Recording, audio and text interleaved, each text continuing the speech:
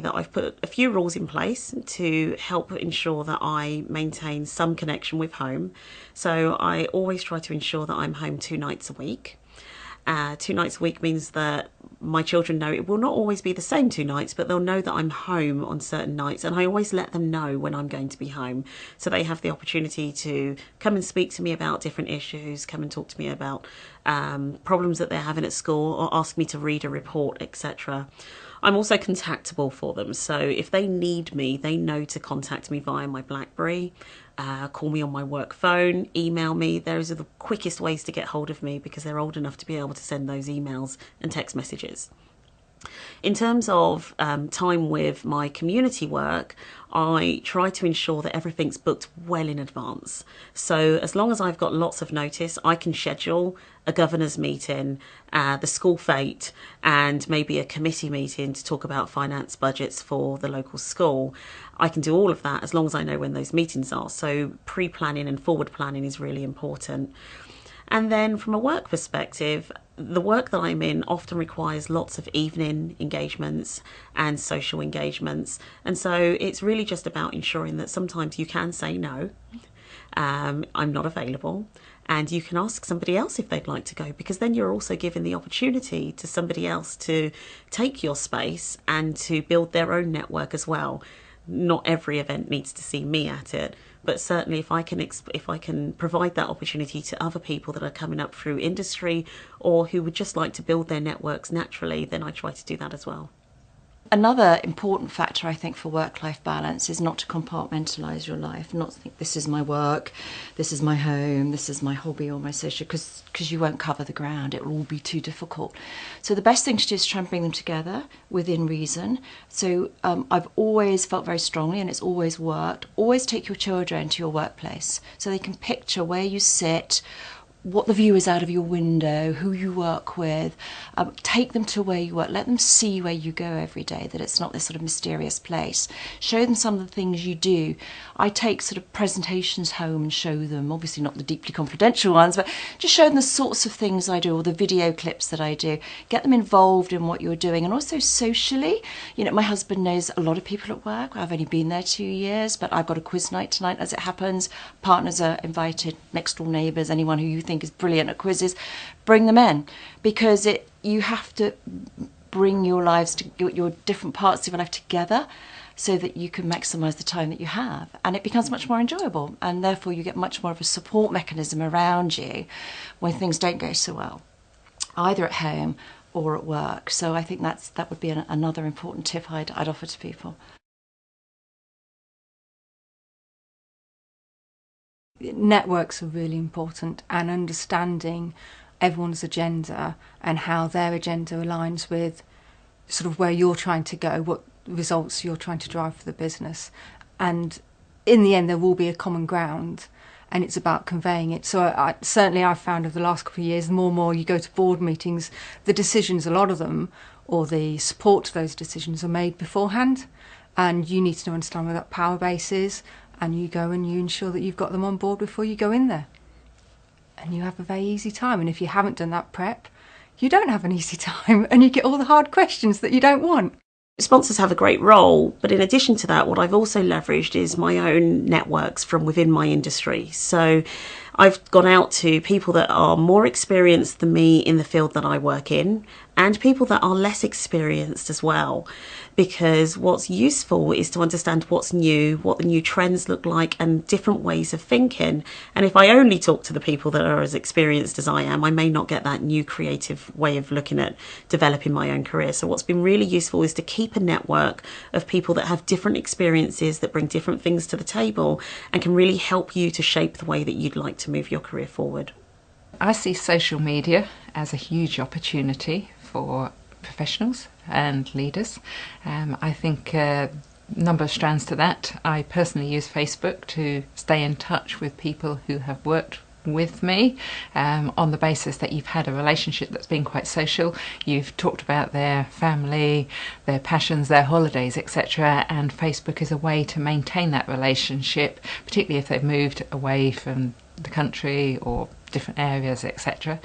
So I invest some time in Facebook, and that's definitely been a useful mechanism. I use Twitter now. That's hard work, but I use Twitter to get a message out there in a way that I, within a smaller practice, wouldn't otherwise be able to do. I don't have a large PR and marketing team, but I can use Twitter to put out a message, and as a result of which I've had opportunities to speak on BBC, Sky and other press opportunities. I can get a message out fairly quickly on a change in legislation or a particular project that I'm working on.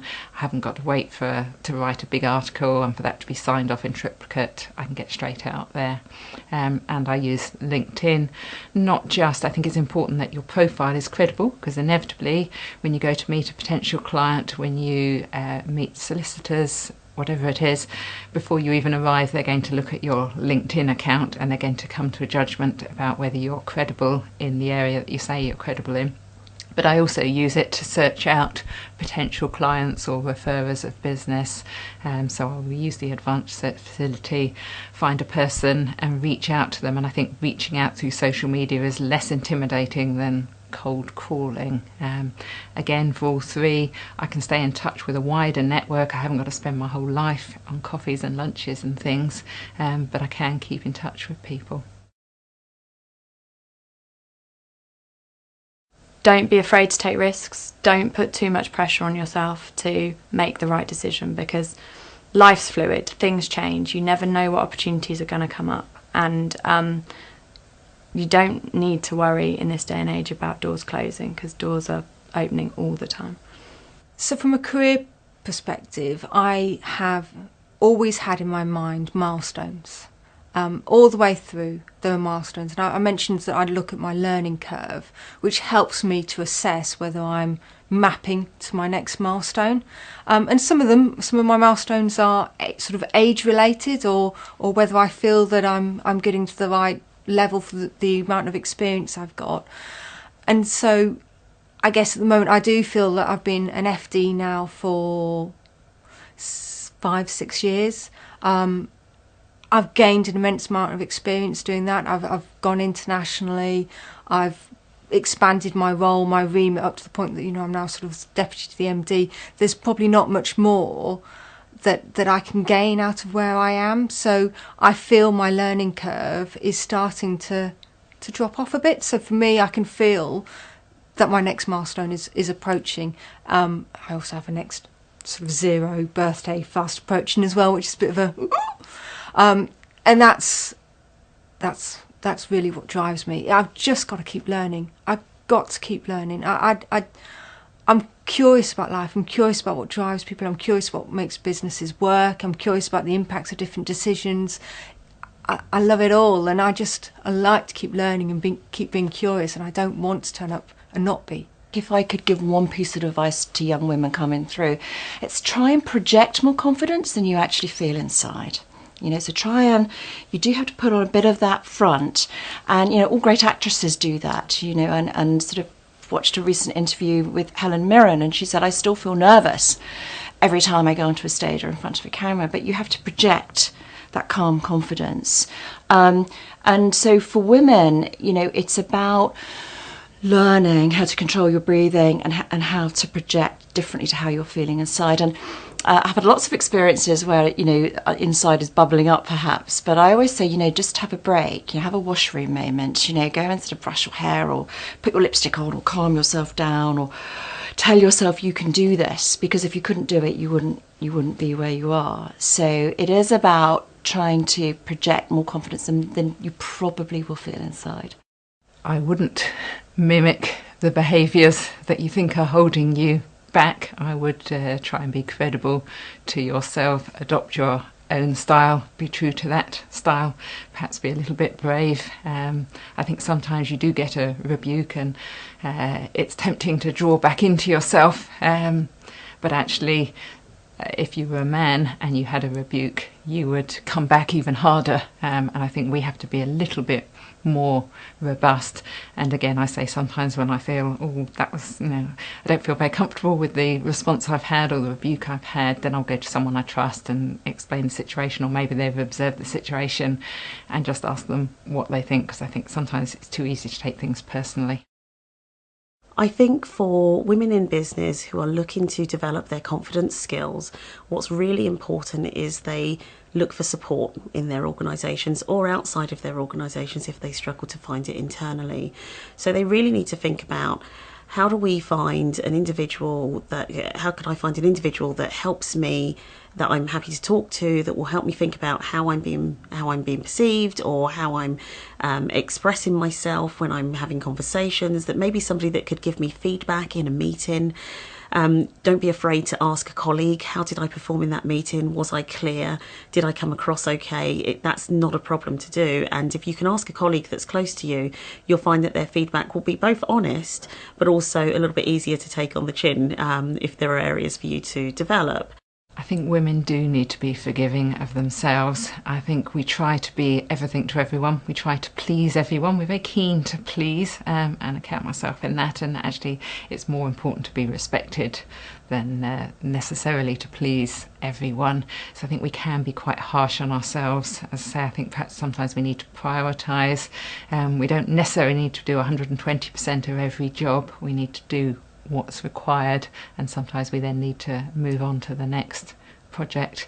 Perhaps need to be better at delegating, giving people around us the opportunity to do something, perhaps not stepping in too quickly if they don't get it right first time, which I'm perhaps guilty of sometimes.